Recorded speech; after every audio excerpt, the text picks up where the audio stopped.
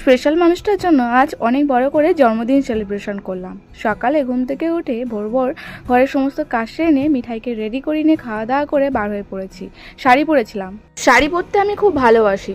আজকে যেহেতু একটা স্পেশাল দিন তাই শাড়ি পরেই বার হয়েছিলাম। এই গরমের মধ্যে মিঠাইকে কোলে নিয়ে হাতে দুটো ব্যাগ নিয়ে শাড়ি পরে ম্যানেজ করাটাও খুব মুশকিল, তাও বার হয়েছি। আজকে যেহেতু স্পেশাল দিন, স্পেশালভাবে তো একটু সাজতে হবে, তাই না? যাওয়ার সময় কিছু জিনিস আমার কেনার ছিল।